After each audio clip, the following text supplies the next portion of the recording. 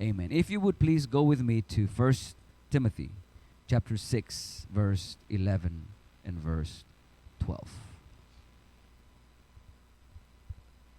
And when you have it, you may say, Amen. But you, O man or woman of God, flee these things and pursue righteousness, godliness, faith, love, patience, gentleness. Listen to this next verse. Fight the good fight of faith.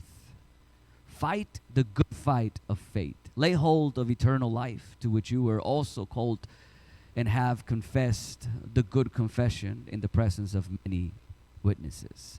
I can't help but to get stuck with this one phrase. Fight the good fight of faith.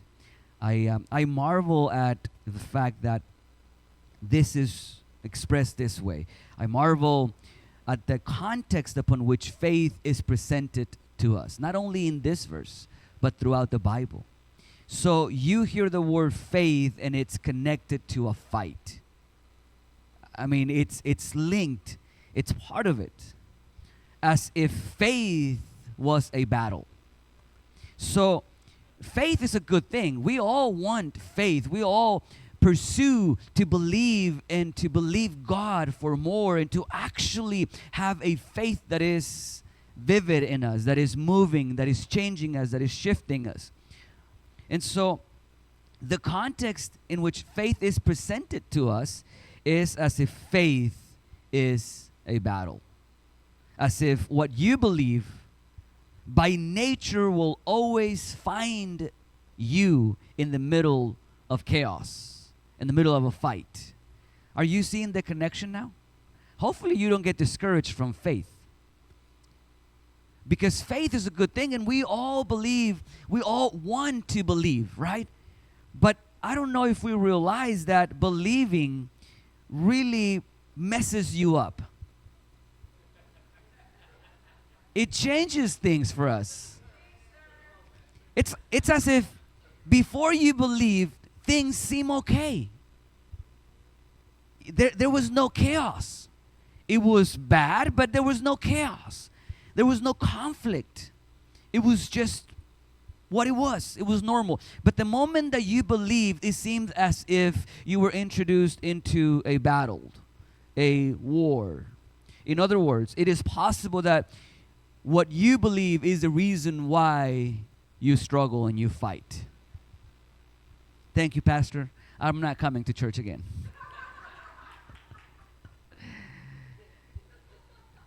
How exciting is this? That I'm telling you that what you believe, that your faith is the foundation of the warfare that is happening in your life.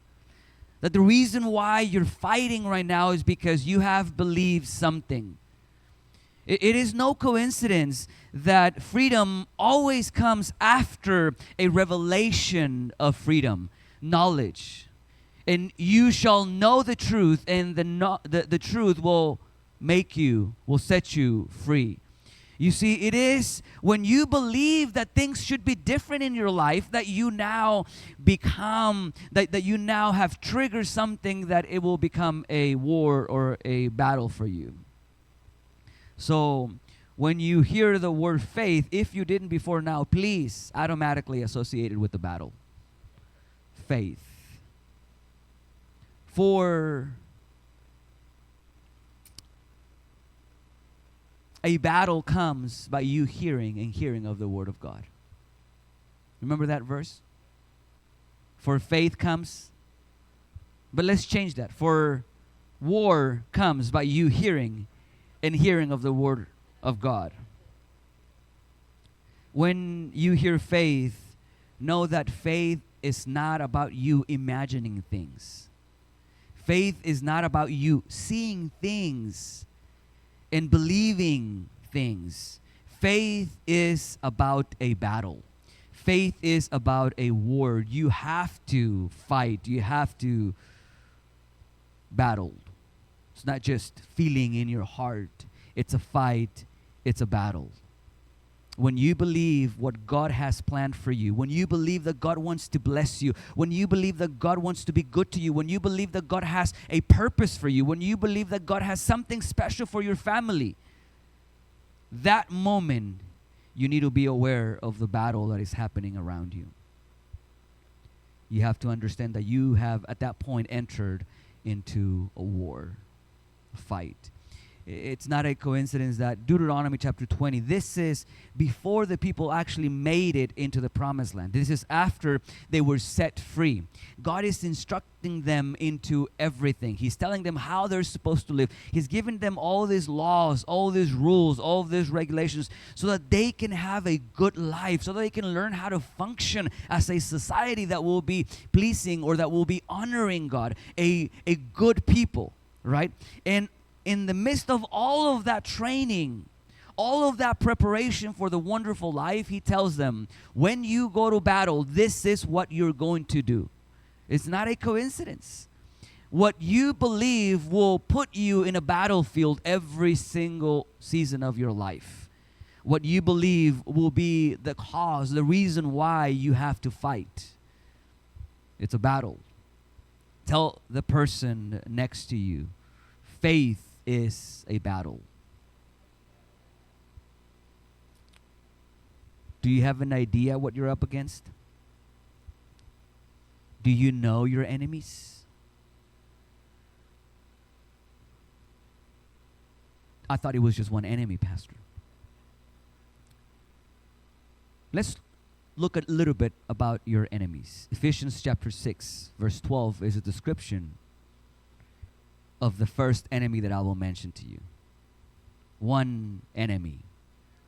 This is the enemy. This is our forever known enemy. For we do not wrestle against flesh and blood, but against principalities, against powers, against the rulers of the darkness of this age, against spiritual hosts of wickedness in the heavenly places. This is describing the enemy that you and I have in common. Now, I told you this is describing the enemy. Meaning, as you realize that you're in a battle and you start looking into your enemies, the first one that we start with is our traditional enemy, the devil, right? We know him as a devil. And one of the things that immediately jumps at me in this is how he looks.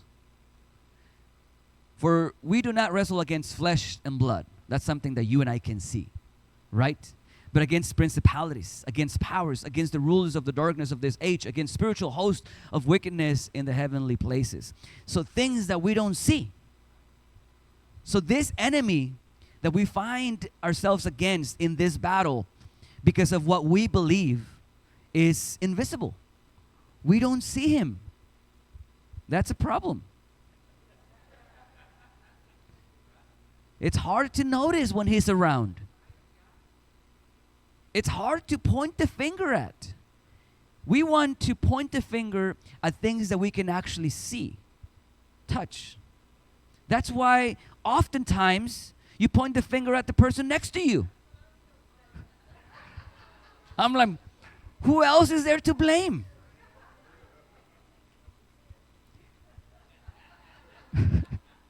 It's him, she said. But this enemy is invisible, and that's a big problem. You don't see him. It's hard to notice. The second part of the problem of this, of characteristics of this enemy, is that it's not just invisible, but it comes in different shapes and forms. Sometimes the enemy comes as a giant and faces you and challenges you. But sometimes it doesn't come as a giant that is easy to spot. Like you can. Fighting things that are noticeable is not as difficult. You see it, and oftentimes you really don't have a way out. You have to fight. Otherwise, people will think you're a chicken. Have you ever gotten into something like that? You see the adversary, and it's bigger than you, and it's stronger than you.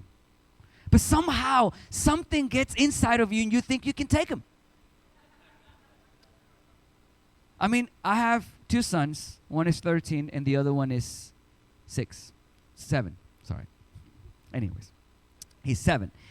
And so the older one, you know, when he plays, he's a little rough, and every single time they play, the little one ends up crying. But not without first giving it a chance, like giving it a try of beating the older guy. He looks at the bigger guy and he says, you know, he's stronger, he's faster, he's bigger than me. I can still take him. I mean, he really thinks it. He really thinks that. And he goes for it. He's upset, he's mad, he's already crying, but he won't back down. He will try to punch him. And he will try to punch him as hard as he can. I feel like that's us as Christians. If you see the enemy, it doesn't matter how big he is. It doesn't matter how strong he is. It doesn't matter how scary he looks. If you have noticed and you have said, that's the enemy, you somehow will muster the courage to go against it. Because you see him and he looks like the enemy. He looks like the bad guy. Nobody likes the bad guy. So you go against him. The problem is when the enemy presents himself in a different shape. He doesn't present himself as the bad guy. He presents himself as a good-looking girl that is luring you into giving your secrets. That's a different kind of enemy. Because, I mean, who's going to be upset when a good-looking girl looks at you and says, hey, good-looking? Do you think that you will think, you horrible thing, you get away from me, I'm going to fight you right now, you devil? That's not what you say. That's not what you think. You probably will be like, oh, really? You think so? You're not the devil. The devil will not attack me. The devil will not say that I am good looking. Thank you for noticing it. And then all of a sudden you find yourself in a conversation that is not pleasing to God. Engaging thoughts, engaging ideas. You see, the enemy comes in different shapes and forms. And it's difficult because you can't see him. It would be good that you will always see the horns and the tail behind him. Like underneath that skirt, you would see a tail behind it coming out. You will run away from it. You will immediately speak. You would immediately cast it out. But you can't. You don't notice it. And sometimes we say, well, you need to pray so you have discernment. Listen, good men and women that pray and have a relationship with God, there might be times where the devil or a person that has a spirit in them may be in front of you having a conversation, and for one reason or another, God will not reveal that to you. It's not easy noticeable. This enemy is invisible, and it also comes in different shapes and forms. Are you with me? Invisible, comes in different forms and shapes. It also instigates, meaning sometimes he's not the one doing the fighting. He just comes, drops a little thought, and quickly runs away. All you have to do is pick that thought, and automatically a war comes up. If you've ever been in a relationship, you know what that is like. If you're dating and you have not seen that yet, just wait a minute. Just wait a little bit. If you're thinking about marriage, you should know that that's one way in which the enemy works. He comes quickly. You're probably sitting down, watching TV together, or driving together, or eating together, and maybe you're having a moment where you're thinking, and the enemy comes, looks at him, looks at her, and just drops it, and quickly runs away. And somebody picks it up, and a fight begins. And all of a sudden, there is a war going on between the two of you. The enemy instigates, brother against brother, sister against sister, husband against wife. So that's one of the enemies that we have in this battle that we find ourselves. I'll tell you the title of the message here in a minute. It's serious, but here in a second, I'll tell you once we get to the last enemy. Here's the second enemy that we have. This one is found in Ephesians chapter 2, verse 2.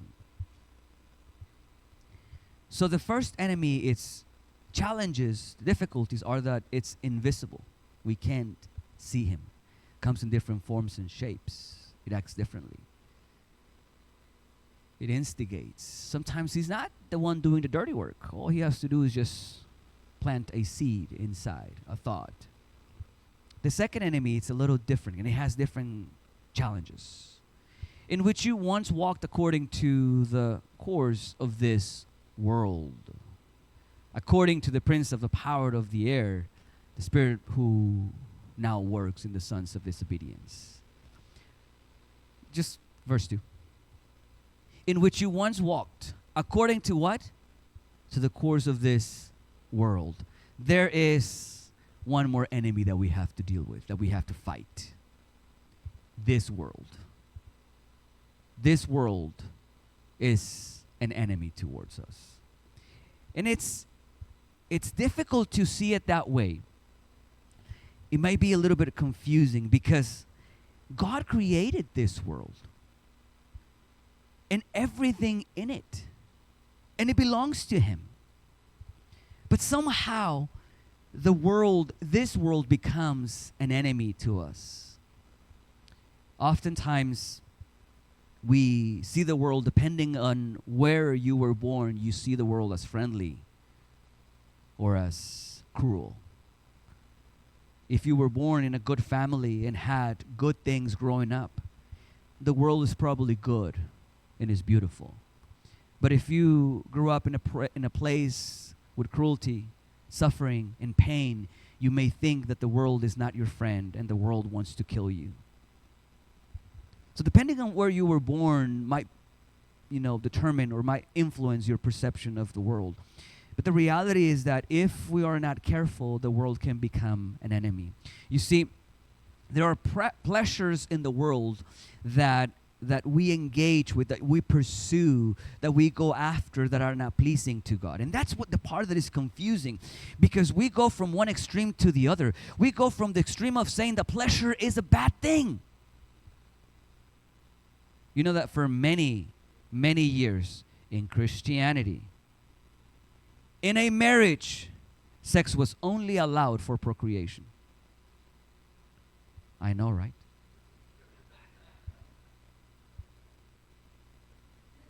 You could not experience pleasure. It was not a good thing. As if God is a sour God, miserable, that since He's not happy, He's not allowing anybody else to be happy. That's not the kind of God that we serve. He created an amazing world and put a man in there to enjoy it. And listen to this. Work is not a miserable thing, because work was given to us before the fall. During paradise, as amazing as it was, work was given to us as part of the joy and the beautiful things in life. So the problem here and the challenge is to deal with the pleasures of this world. What are the pleasures of this world that are our enemies? Is sex a pleasure of this world that is eating us, that is killing us, that is destroying us? The answer is yes and no. The answer is yes and no. Because sex as a pleasurable thing is a good thing from God. It's an amazing thing from God. It's a powerful thing.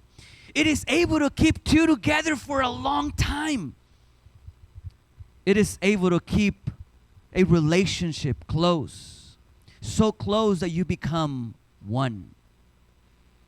And yet, sex, outside of the parameters that God created for it, can destroy the very same relationship that it could build and protect.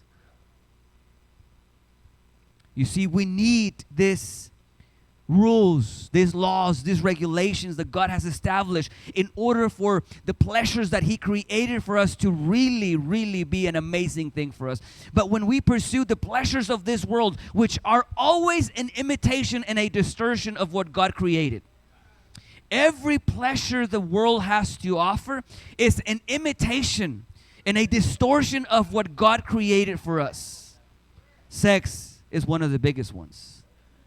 It's been distorted. And when you pursue that, it destroys your life. It destroys marriages. It ruins us. This world has a lot to offer. And if we're not careful, it becomes an enemy. Because God has good things for us. But sometimes we only want God's things and not Him. And we only pursue the good things and not Him. Second enemy, this world. Third enemy. By the way, this is your greatest adversary. You thought it was a devil. You thought the devil was your greatest adversary. If the devil would just leave me alone, and the devil's over there saying, man, I haven't seen you in like 3 months. What are you talking about? If the devil would just walk away, what are you talking about? I haven't been there in months. Poor thing, he's out there, and you're blaming him. He hasn't done anything to you. He's probably saying, man, that's old seed. I left that 2 years ago. What are you blaming me about? What are you talking about? That thought is old. Listen, he's probably telling you, I moved on. I'm over that already. Why are you still struggling with that? Now the devil is a victim. All of a sudden, he is the victim. He's probably looking at you saying, I'm tired of you blaming me all the time for everything that happens to you.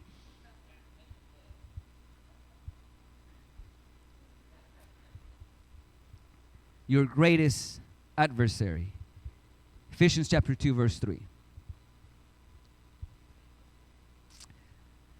Among whom also we all once conducted ourselves, what? In the lust of our flesh. So the world has pleasures and things that has to offer for us that become an enemy.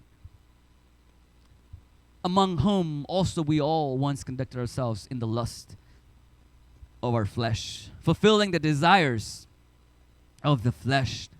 The second part of this adds a second thing in us, not just flesh and mind, and we're by nature children of wrath, just as the others. Your greatest adversary is not the devil. Is not the devil. Your greatest adversary is not the world. Some people say it's a jungle out there. It's trying to eat you and destroy you. And you're being bombarded and attacked everywhere. And it is true. We are bombarded every single day of our lives. There's not one place where you can go and hide from everything that this world is attacking you with. If you're driving by it, you will see billboard signs of things that are not pleasing to God and yet are inviting to your flesh. If you're watching, it doesn't matter, whatever it is that you're watching, as far away from filthy things that you can watch. Like for instance, sports. I would say that watching sports, it's far away from filthy things. And yet every opportunity they have a commercial to grab you and pull you in the wrong direction. Now you can't even calmly enjoy a kid's movie because now they are all filled with propaganda, promoting ideals and values that are against God, making it seem every single day as if it was normal and it was okay. So, the greatest adversary is not the devil, and it is not the world. It is yourself. That's why this series is titled Victory Over Self. Victory over self. We jump ahead. We get too far too fast. because we think that the problem is the devil, the problem is the world, the circumstances around us. And then we don't realize that the problem is not the enemy, and it is not the circumstances around us. The problem is not what the enemy comes and speaks over your marriage. The problem is what you do. It's what you receive. It's what you believe. It's how you react. There is this thing that seems like a cliche, and it is not. It doesn't sound good, but it's true. It is said, and maybe I'm gonna butcher it because I don't have my notes and I don't remember exactly how it was, but it is said that what happens to you. Now I'm not gonna say it because I don't want to look like I didn't know what I was talking about. So anyways, let me just go move on. I'm sorry. I would try it. I don't remember how it goes. But what happens to us, it's only 10% responsible for what we do. The other 90% comes from our responsibility. Meaning the circumstances around us make it difficult. But really, the outcome that we have in life, 90% of that doesn't come from the problems that you have to deal with. 90% of the outcome that you have in life comes from your response to the problems, not what happens to you. And we think it's the other way around. We think, poor me, the enemy has had his way with me. Poor me, this happened, poor me. And all of those things do make life harder and difficult. But the reality is most of what you have in life, it's the result of what you did with those circumstances. It's not determined by the circumstances, but is determined by what we do with those things. So, victory over self. You are your greatest adversary. The devil has no power over you. I don't know if you get that. The devil has no power over you. Circumstances are not greater than what's inside of you. They are not. Happiness, it's never something that comes from things around you. It's always something that comes from within you, outside. So if we are living miserably, stop blaming circumstances around you and start considering what's inside of you that is causing you to be miserable in the midst of the circumstances.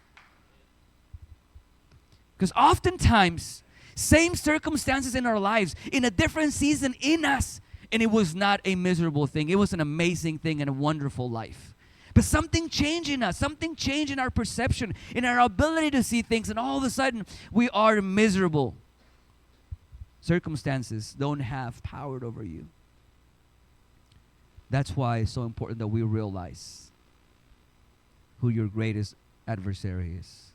Joy and fullness are not subject to your circumstances. There is no limitation in your life that has power to stop you.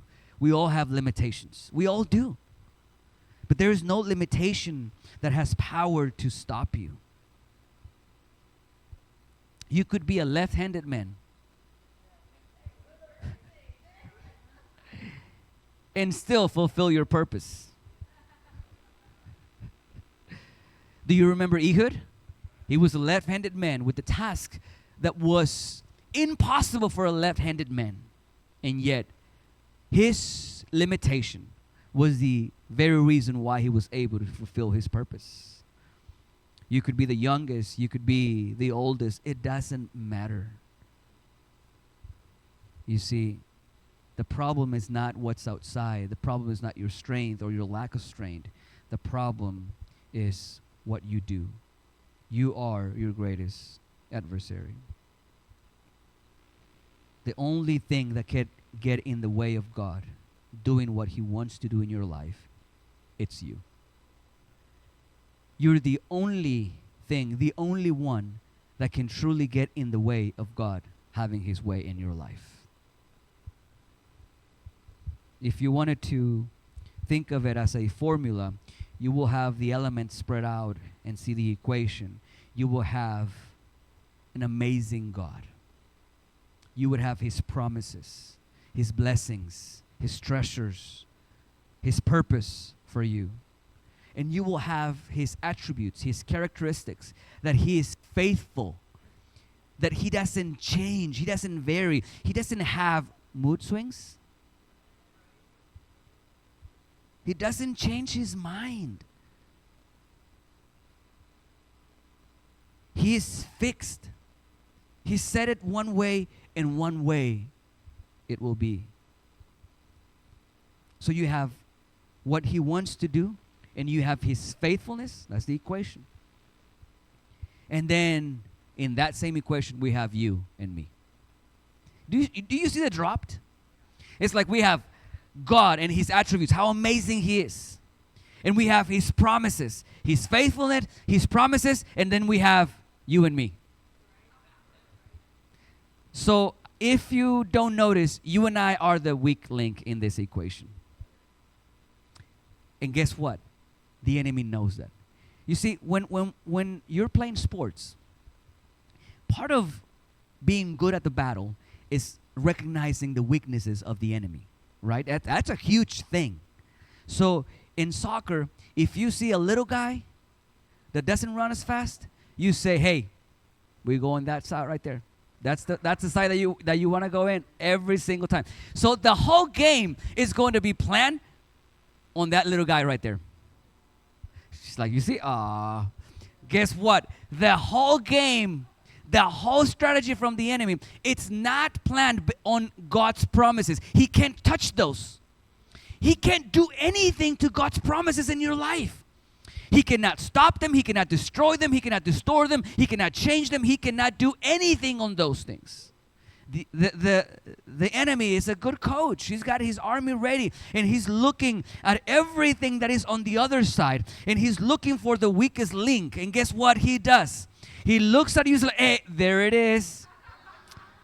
Right there. He's short. He can't jump. He's slow. He can't run. All forces against him. That's what he does. His all strategy is not against directly. He doesn't go against God. He can't touch them. He can't do anything. He cannot go against what God has declared. He can't do anything. The only link in that equation that he can influence is you and me. That's his strategy. He goes against you and me. All he wants to do is keep you from getting there. He will do anything possible. He will lie to you, hoping that you will believe it. Hopefully that you will believe it, and at least he will slow you down. Because the time that it takes you to figure out that it was a lie, it was time that you didn't do what you were supposed to be doing. And it's sad that we can spend years battling with the lie of the enemy. You see, he may not be able to destroy our promise, but as long as he can delay us from getting there, he will be satisfied. Because there will be unnecessary suffering in the process or in the way. There will be unnecessary pain in the way. He could also distract us. He could discourage us. I don't know how we're doing on time. We're doing good on time.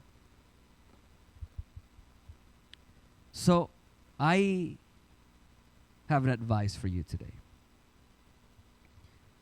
I hope it's evident that we are in a battle. We're in a battle. But before you defeat Goliath, you have to deal with the things inside of you.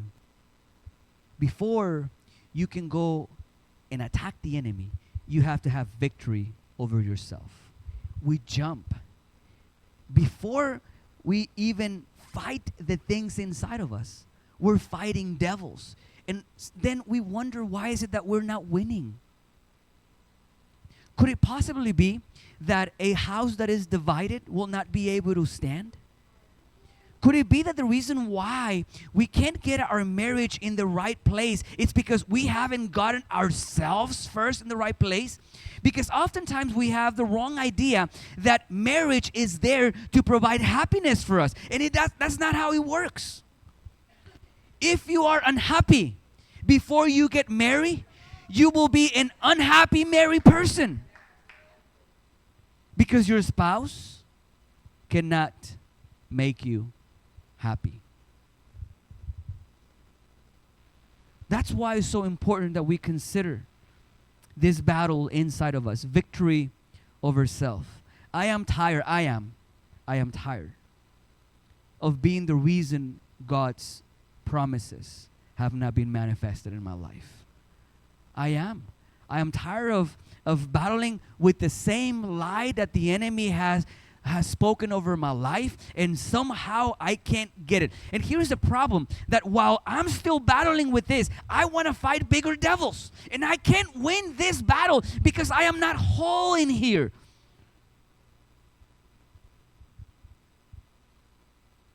So I have 3 things that I pray you would realize and you will fight. If you're going to have victory over self, these are 3 things that I hope you can consider. And first, let's read Philippians 1:6.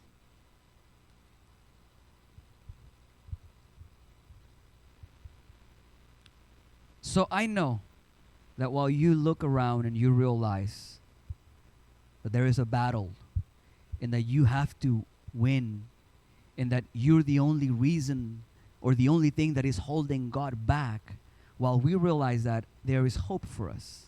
There really is. And I want you to know that you are not alone in this battle.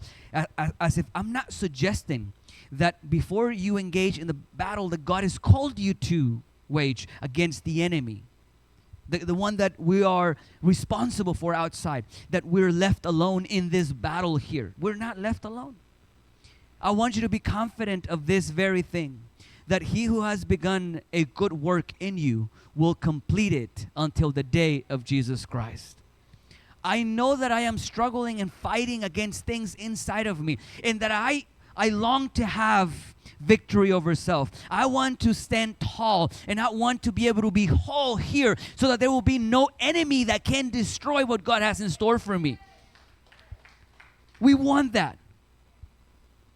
And we battle with our flesh, and we battle with our mind, and we battle with the spirits, and we do all those things. But notice that you are not alone. Please, during this season, consider these things that you are to overcome in your life. Victory over self. Number 1, consider your bloodline. Your bloodline. Bloodline. Generation after generation, we deal with things. Generation after generation, we deal with things that we have to overcome. We have to overcome. Listen, you think that, do you call it leveling the field, the playing field? Leveling the playing field. We want that to be for us. But here is the reality. It's not level. And it won't be. You have to fight it uphill. You do. Because the moment that you were born, you carry with you things that you are not necessarily responsible for, but you carry them. You see, I do believe that one of the reasons why children are smarter and smarter and smarter, it's because as humans, we are growing and we are being developed. That means that what comes out of me, my children, will be better off than how I was. I literally think this, that the knowledge in me that was not in my parents makes me more advanced. And anything that comes out of me already comes with an advantage than others. Yes? That's why talent seems to increase with every generation. If you have the dad that was good at something, now the son all of a sudden, it's just a little more natural for him. And with less effort, is already at the same level. Yes? Well, that's same thing with the opposite. When we entertain and embrace things that are not pleasing to God, guess what happens with our children? They are farther away as well.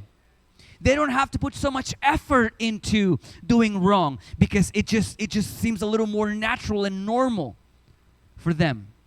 Correct? So please be mindful of bloodlines. I went to see my grandpa this week, and it's never a vacation. I am actually sleep deprived. Every single night was rough. It's a long trip. I just go because he's getting old and I want to see him. And lately I don't really know that he actually either realizes or necessarily enjoys that I am there. As if he doesn't have the mind to process those things anymore. And so I'm there, and usually when I go, it's just a few days. So my uncles, and this time my mom was there too. So we were there talking, and we were just having moments. And all of that around me and seeing generations behind me, I realized one thing. I realized that there are things in me that I have to overcome. I was terrified, and I was thinking to myself, I don't want to be that. I don't want to have that. Things with my dad, my grandpa, that I see in him, but that I also see in the surface in my life, terrified me. I'm like, I don't want that in me. And the thing is that it's not something that someone will come, lay hands over you, and will automatically be removed. You never have to think about it or process. It is a battle. You have to overcome it. You have to fight it until the day that the Lord comes and gets you. Are you with me? It requires victory over self. Jesus said, I have amazing things in store for you. I have wonderful things. I have amazing plans for you. I want to bless you. I want to prosper you. I have plans for you. I have a responsibility for you to fulfill. All of those things, he said. He said, so if you want that, you start by denying yourself. And I was thinking, it sounds cute. Say no to yourself. Sounds cute, right? I really feel like I should eat ice cream right now, but I'm going to say no to myself. Self, no. It doesn't work that way. There are demons that are claiming your bloodline. Literally, there are demons claiming your bloodline. Your grandpa belonged to me. Your dad belonged to me. You also belong to me. And we have to fight. And we have to fight and say no. Listen, if you're waiting for God to remove the desire in you to do certain things, you will die waiting for that moment to happen. The idea of denying yourself is precisely that there is something that your flesh wants and you say, no, you're not in charge here, I am. Victory over self. Bloodline, things that seem natural to you that are not pleasing to God. We have to have victory over that, victory over self. Here's another one. So bloodline is one thing that we have to overcome. Please overcome it. Number 2 is contradictions. We have to overcome contradictions. These are difficult to deal with. Contradictions are manifested the moment that you believe God. And they just become bigger and bigger as you go. You first believe God that He wants to take you out of a land of bondage. You believe Him. And then the first contradiction. Lord, you said we could be set free so we can go and worship you. Let my people go. I mean, if God spoke and said that, why? Who's Pharaoh to say no? And yet Pharaoh says no. And if God is powerful, why doesn't just God shut him out, remove him from the existence, from the earth, remove him from the earth, and all issues and problems are gone? No, instead, He lets him linger around. And when you thought you had overcome and that you were free, all of a sudden you see an army coming against you, just so that you can be facing the sea on one side and the enemy on the other side. That's a contradiction. Lord, you said for me to leave this place, that I was set free, and now this is what I have to deal with? It's a contradiction. You told me to leave. I was perfectly fine over there. I was already used to being in bondage. You said that I was free, and now that I am free, I'm going to die in the desert? I should have just been dead back home, and it would have been fine. But instead, now, I'm out here dealing with this contradiction. Lord, you said this about me. And it feels like the moment that you said that, everything inside of me just goes warring against what you said. Because if I wasn't sick, now all of a sudden I feel sick. If I didn't think I was weak, all of a sudden I think I'm weak. Contradictions. He calls you something, and then you look at the evidence around you. Take up your cross. Take up your cross. It's a process. Deny yourself. Fight against anything that is inside of you that is not pleasing to God. Don't give into, well, the Lord made me this way. Don't give into that. Contradictions, number 2. And number 3, the little foxes. The little foxes. The little things. We have to overcome the little things. This is probably one of the most detrimental things for us. Because we can see, just kind of like the same idea of the invisible enemy that we had. We can somehow see the tendencies in our families. We can somewhat see that. I mean, we saw our grandma, we saw our mom, we kind of see those things. I mean, it's obvious. My grandpa would get mad out of nothing. He would. I have to fight with that. He did not like parties. They would go together with my grandma, and he would be there like, can we go now? But we just got here. I know, we came. Can we go now? They will always fight about that. He also didn't love the idea of having a lot of people over. It's just like he just wanted to be alone. And here's the thing, and that's why I'm saying we have to fight these bloodlines. Because I see those things in me. And right now that we go visit him, guess what? He wants to be alone. But he's suffering alone. But when people get there, he's struggling because he wants to be alone. And I'm like, Lord, I know that I struggle with a lot of those things. They're there. But I don't want to be old, needing somebody to be with me and pushing them away because something inside of me wants to be alone, even though then you're suffering because you're alone. So we have to fight these things, recognize that they're there, and fight them. Deal with the contradictions. Push, press through. Embrace the process. And lastly, deal with the little foxes, the little things in life. Why is your closet not organized? It doesn't matter, Pastor. What does that have to do with ministry and the calling of God? Order and discipline are key things in fulfilling God's purpose in our lives. I do feel like a lot of times we don't accomplish things, not because we don't believe God. We believe God. But we have a hard time going to sleep early. We have a hard time getting up early. We have a hard time turning off the phone.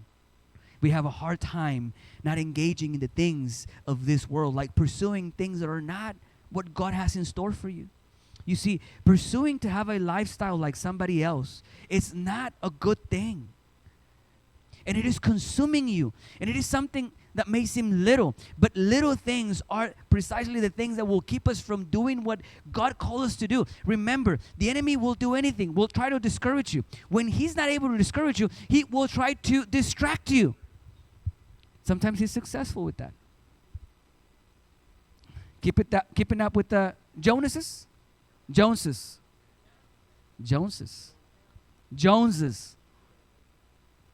Keeping up with them. Listen, God has amazing things for you. He does. And He is faithful. He is faithful. So the only problem we have is you and me. That's it. Victory over self. Let's begin there. Let's begin there. He has already spoken a word over your life. And He is faithful to see it come to pass. Let's just make sure that we don't get in His way. and that we recognize the things that we have to overcome inside of us. There are paradigms, bloodline issues that we have to break and remove. I want my children to not have to deal with the same devils that I dealt with. With the power of God in our lives, with His Spirit in us, we can and we will break that. Victory over self. Don't allow the contradictions in you to stop you, to quit. Don't allow them to make you quit. Endure the cross. Pursue it. Then, don't ignore the little things. Organize your closet. You say, Pastor, you literally mean organize your closet? Yes, I literally mean organize your closet. Organize it. Organize your life. Put it in order. The things that don't belong in the life of a man or a woman of God, don't delay removing them. Those little things will keep us.